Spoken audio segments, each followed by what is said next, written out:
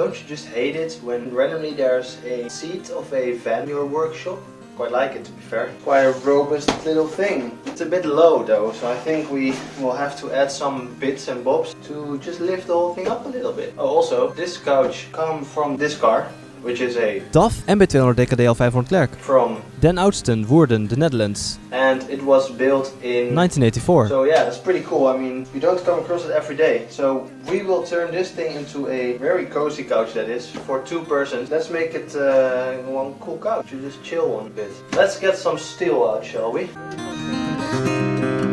This is the reason why you always want to have a random selection of steel and aluminium in your workshop, ladies and gentlemen. Just for the occasions where you find a couch of a bus.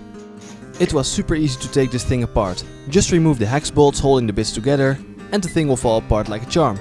No modern nonsense with plastic clicking lips, etc. Just good old bolts. Lovely.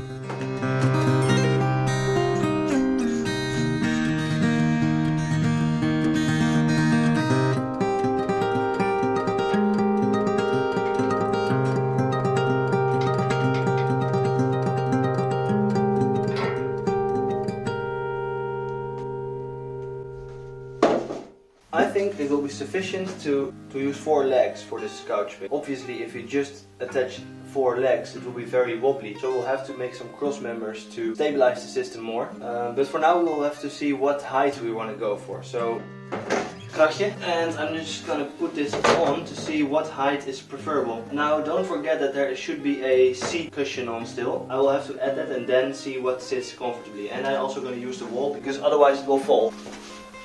What height we need? Well, actually this is quite good already. Actually perfect. These can go straight down. But the back ones, they should not go straight down because it would mean that your hinge point would be very far forward while your weight is going to be far backward. So the rear tubes will have to stick out to the rear more, even further than where the wall is right now. I want to make them go up till here. A little bit of extra stability when you lean back. Also, we'll use wheels. These wheels will make moving the bench so much easier. We will place them on one side, so that if you lift the other side up, the wheels will make contact with the ground and you can roll your way around town, if you would like to.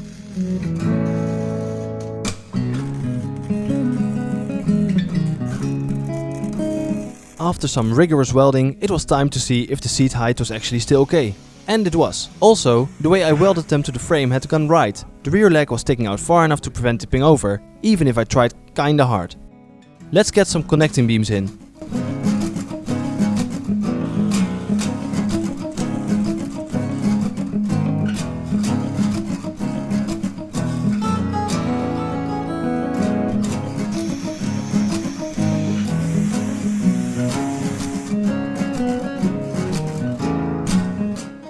Make sure to at least strip the paint off where you will weld the structure. You could do without, but then you have to start living with the motto, a grinder and paint make me the welder I ain't.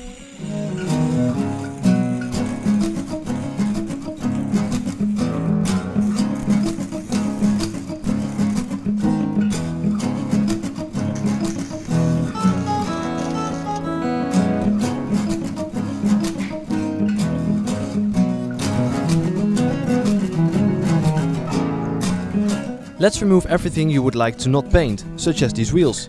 Tape off everything else that you can't remove, clean the frame and then get spraying. Obviously, you would want to prime it first, but we are students and since we are not raking coins for a living, we will have to do without.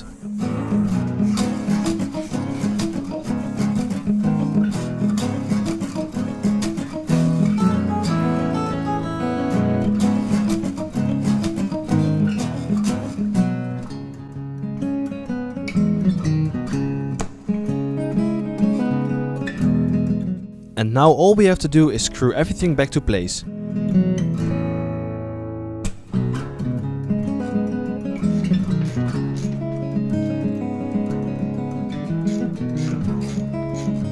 Look at these rests fitting so smoothly.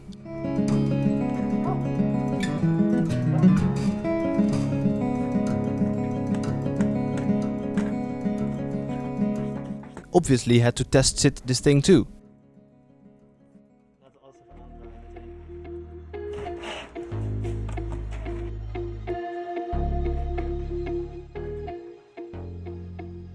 And there it is, ladies and gentlemen. All that we had to do now is to put the most ugly bar tape we could find around the armrest. That looks insanely satisfying and disgusting at the same time. Great job, lads. We will soon wrap an entire bike in this. While we were at the task of sticking things to other things, look at this super sick Refson sticker we acquired. We tried sticking it on the bench too, but it wouldn't stick, so we averted our attention to the nearest clean surface, which happened to be our door. The only challenge that remained now was transporting it to its final destination.